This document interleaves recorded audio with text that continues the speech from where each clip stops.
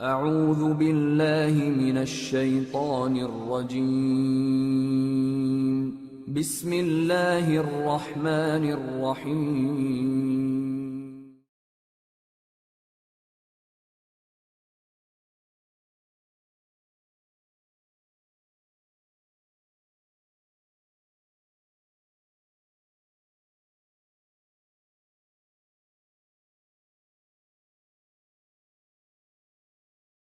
On this week's show, we're here with Brother Hamza. Assalamu alaikum. Wa alaikum assalam wa rahmatullahi wa barakatuh. How are you, Brother Hamza? Good to see you, bro. Same, mate. Likewise. And it's to do with the scientific miracles in the Quran. Yes. The narrative that we see out there, which is that there are miracles in the Quran, the science proves the Quran, and so on and so forth, right? Yes. We'll be discussing this. And I have some very interesting questions I have lined up for you to really break this down. Thank you. And to share the truth, basically, with the people, right? Yes. So the first question I'm going to ask you, we'll go straight into this, that is, what are the scientific miracles of the Quran? Okay, Bismillahir Rahmanir Rahim.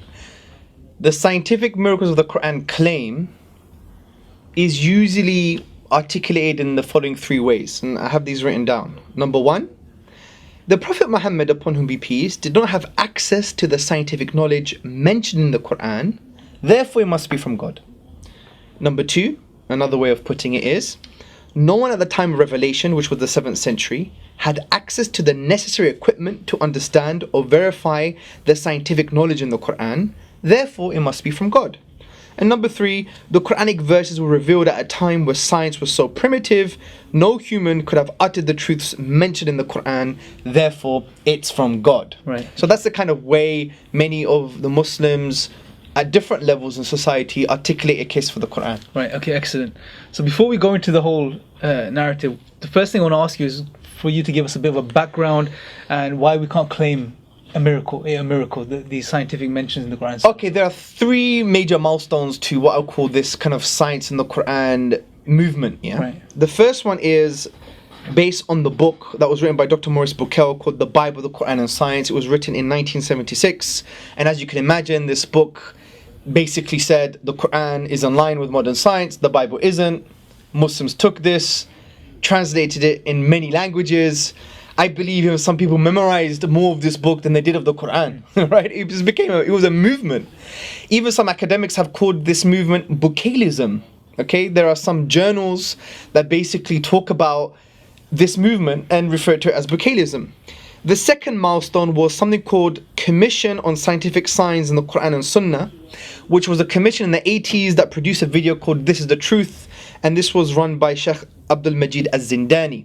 Now what they did in the 80s, I believe it was 1981 or 1982, is that they invited scholars, scientists from the West to Arabia and basically somehow got them to say some special things about the Quran. But we now know this is not true.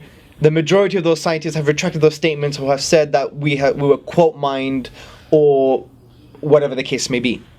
The third milestone for this movement is the popularizers. You had the likes of Dr. Zakira Naika and Sheikh Yusuf Estes and many other callers to Islam who basically have articulated this case. Even myself, I think about 3, 4, 5 years ago, I articulated something very similar, not as strong as this, but we have found out now that it's actually an incoherent and not very robust way of showing that the Quran is true. And the reason for that, just to end on this point, to answer this question, the main reason we can't claim miracles, and we're going to discuss many other reasons, is because of the knowledge of what science is as a method, and science is as a philosophy, meaning the philosophy of science. So if you go to the works of Goethe and Sober, Rosenberg, Stathis Psilos, another philosopher of science, and others, you see that science is limited. For example, it's based on induction. Not only on induction, but let's take induction as an example. Induction is a limited thinking process where you have a limited set of observations where you conclude for an unseen next observation or an entire set of observations, known as weak and strong induction. As you can see, that's probabilistic reasoning. It's not going to be 100% certain. It's always going to range from 0% to 99%, because there's always a possibility of a future observation going against your previous conclusions, which were based on previous observations. An easy way of looking at it is using a crude example, using sheep. Say I go to Wales and I want to find out what the color of sheep are. I count 1,000 sheep, they all happen to be white. So using induction, the next instance of sheep is going to be what color?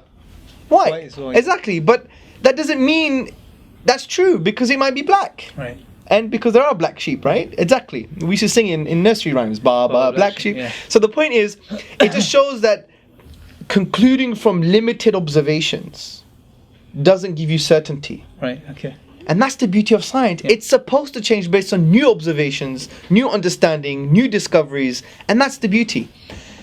Now, understanding this about science, and we've mentioned this in previous GDM shows, we would see that you can't now apply this to the Quran and claim miracle, because you have to prove, or you have to show, that the science that you think is factual is never going to change. That's absolutely impossible for many things. Yeah.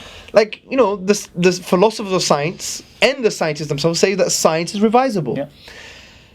And the other thing that you have to do is that the meaning you've chosen for a particular word in the Quran is the meaning intended by God.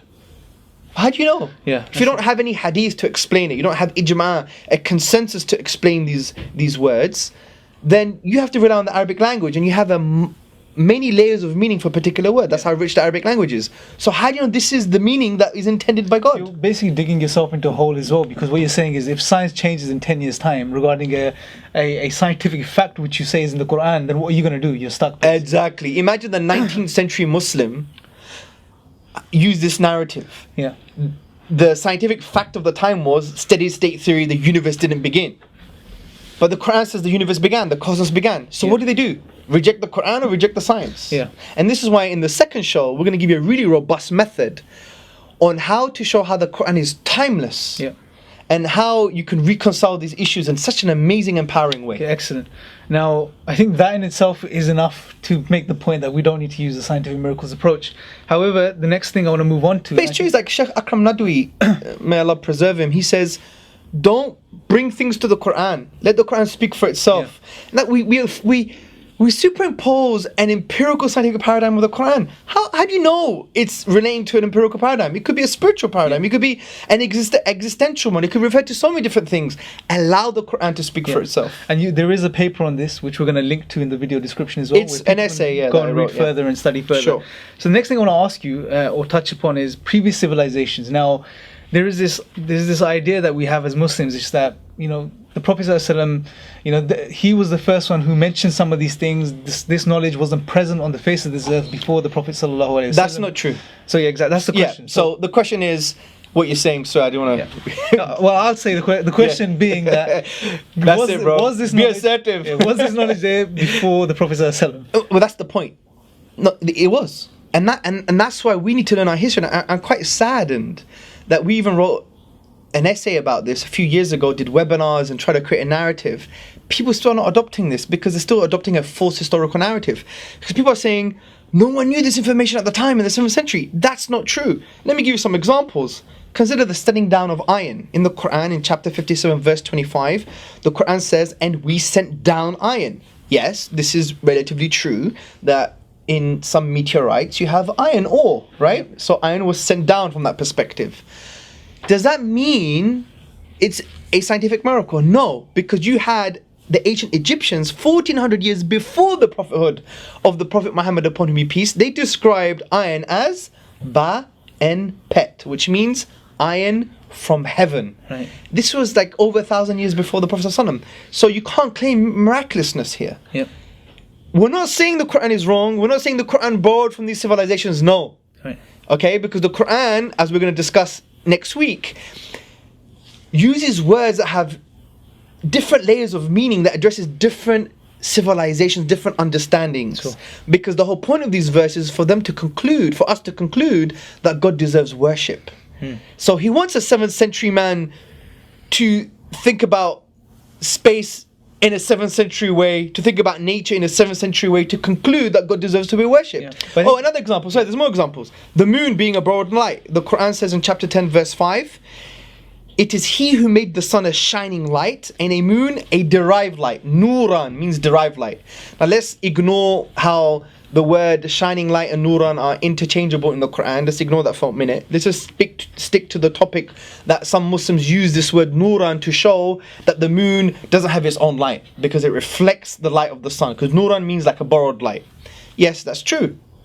But 500 years BC, 1200 years before the prophethood, before the Quranic revelation, Thales said the moon is light from the sun. Another Greek, Anaxagoras, in around the same period, he asserted the moon doesn't have its own light, but light from the sun. What about, for example, the Big Bang? The Quran says in chapter 21, verse 30, have not those who disbelieve known that the heavens and the earth were one piece? Then we parted them. Yes, it's very ambiguous. We don't know the howness and the kind of intricate details. That's not the point of this verse. The point is for us to be in awe and for us to say that God deserves to be worshipped. But this doesn't really refer to the Big Bang, because what Big Bang? There are 20 different models, more than 20 models maybe. The quantum fluctuation model, oscillation model, the Friedman Lemaitre model, all these models. What model are we choosing here? And these are not even hardcore facts in science anyway. And not even that, you have Sumerian literature in the Epic of Gilgamesh that reflects this kind of narrative. It says, when the heavens had been separated from the earth, when the earth had been delimited from the heavens, when the fame of mankind had been established. And the Quran says, when the heavens and the earth were one piece and we parted them. Similar kind of narrative. Doesn't mean the Quran copied, doesn't mean the Quran borrowed, but you can't claim miraculousness here because it was already known by primitive civilizations. Does it mean it's wrong? No. But what it does mean though is we shouldn't read too many things into Quran, allow the Quran to speak for itself, which we're going to discuss next week. Okay, so another question that follows on from this is that the Prophet ﷺ, well, there's this idea that's out there that he couldn't have had access to this information from other civilizations. No way he could have had this access. He wasn't learned, he didn't have, he wasn't around other civilizations and so on and so forth. We know this isn't the case. Is that correct?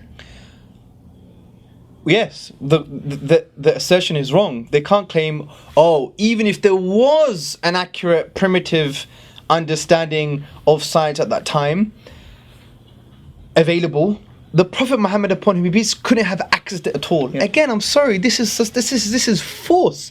It denies established history of Arabia, and it denies the prophetic traditions are authentic. For example, in Sahih Muslim, which is an authentic compilation of the prophetic traditions, the Prophet Muhammad upon him be peace, he actually took medical knowledge from the Romans and Persians, which shows to us a beautiful teaching that when it comes to medicine and the sciences, you must share knowledge with your fellow human being. This is beautiful. It encourages the kind of cultivation of the sciences and the kind of sharing of knowledge. For example, and I'm going to quote the hadith for you, the prophetic tradition for you directly. The Prophet ﷺ said, I intended to prohibit cohabitation with the suckling women, but I considered the Roman and Persians, and I saw that they suckled their children, and this thing, meaning the cohabitation, does not do any harm to them. This is an authentic tradition which shows that the Prophet ﷺ had knowledge of other civilizations, namely the Romans and the Persians. Also, we have to understand that there was an exchange of cultures at the time. Look at the trading that they'll go to China to trade. What do you think they went? They went for a teleportation system, vowed months of silence, and then picked the goods and went back without speaking to anybody? No, they went on like horse and camel and goat, and they would exchange cultures and discuss. And this is why we even have concepts of linguistic borrowing. Cultures share different languages because of this interchange of cultures. So the point here is, it's highly bizarre for us to make such a claim that he couldn't have access to this knowledge. That's not true. Especially when in Egypt, in around, I think, the 6th century, they already had, in Alexandria, I believe, translations of Greek medical documents. I mean, it's not that far. They went to China, forget Egypt, yeah? Yep. So to make such a claim denies our own Islamic history, and it denies the prophetic traditions. And for example, if you look at the historian Ira M. Lapidus in his book, A History of Islamic Societies, summarizes this. He says, by the mid-6th century, as heir to Petra and Palmyra, Mecca became one of the important caravan cities of the Middle East. The Meccans carried spices, leather, drugs, cloth, and slaves, which had come from Africa or the Far East to Syria, and returned money, weapons, cereals, and wine to Arabia. Okay, excellent. So I think you've summed that up very, very good. I think it's very clear that, we shouldn't be arguing scientific miracles in the Quran. It's not the right approach. We shouldn't be doing that. There are many more miracles we could talk about. And at the same time, we need to really emphasize that as Muslims, yes, we know that the Quran was revealed to the Prophet ﷺ. It came from Allah subhanahu wa ta'ala. Everything it contains is from Allah. and it's the truth, it's accurate, and so on and so forth. But what we're saying is, don't impose narratives onto the Quran itself, right? And don't use a flawed methodology, because as we discussed, science is transient, is time-bound, and using a time-bound, limited, transient methodology to prove something that you believe is timeless. Yeah, that's the most powerful. It's flawed, absolutely. And there's nothing wrong with something currently now scientifically contradicting the Quran. Yeah. Big deal. Where has science come from? Understand its philosophy, its method, how scientists derive knowledge from empirical data. Yeah. And if you understand that, you see, well, it might change. Next week they may say this, in 1 month this, in 1 year this. Yeah. And we've seen this when you look into the history of science, right? Take even evolution. Evolution has evolved as well in terms of the scientists understanding what evolution is from that perspective. So we need to relax and take a chill pill. However, the reason we're adamant in producing this narrative is because we need to change the narratives in the dawah, in calling people to Islam, because frankly it has created a lot of doubts and it's created a lot of what I call apostasies, because people have left the religion of Islam because the only thing we gave them was scientific miracles. Yeah. And then when they understood what science was, and they understood that actually, you know what, there was knowledge at the time, there was exchange of cultures, it decreases the so-called miracle claim. Yeah. Now, I had a conversation with a student of knowledge saying, yeah, but I knew this Arab speaker, he did the linguistic analysis and it was amazing, and it correlated to what the scientists are saying now. I'm like, wow. And I just said one thing. The reason you find it so amazing, because you already have iman, you already have faith that you know it's from Allah. Yeah. Give them that basis first, and then you could talk about these things if you want from a tadabbur, pondering perspective. But you can't claim it's a miracle, because I said, answer these two questions. Number one, is the science that you're trying to relate it to absolutely true? Can you prove that? Can you prove it won't change next year or in 2 years' time?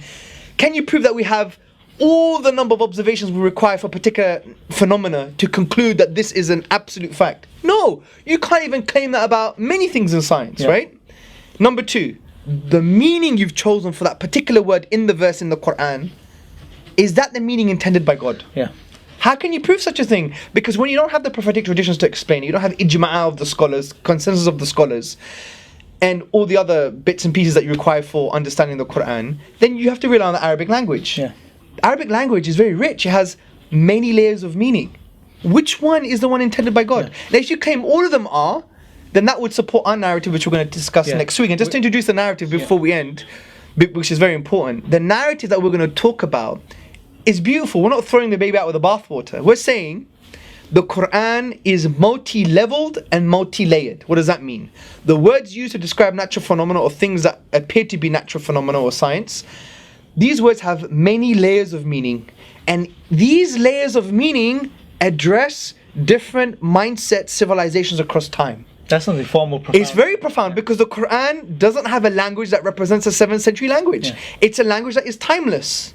Yes, there may be some things that may be unscientific, but those are things that are only to encourage us to do more science and do more investigation. Because the Quran is not a book of science, it's a book of science. Because the Quran, the main purpose of these verses is to show that, look, you came from a blood clot or something that looked quite bloody, right?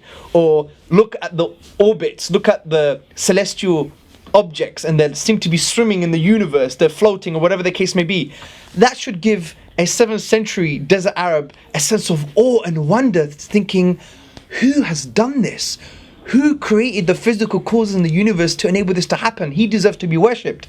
That's the conclusion, deserve to be worshipped. Not there's all these scientific miracles and details. It's not. The verses are quite ambiguous from that perspective. Deliberately to make you think. The Quran wants you to think about the most profound conclusion that he deserves to be worshipped. Not that, you know, you have the embryological process in the Quran. That's not true. So we're going to discuss this new... I think you've covered all the points very, very clearly. Yeah, so Jazakallah khair for watching. Hopefully this has been beneficial. Until next time, Assalamu alaikum.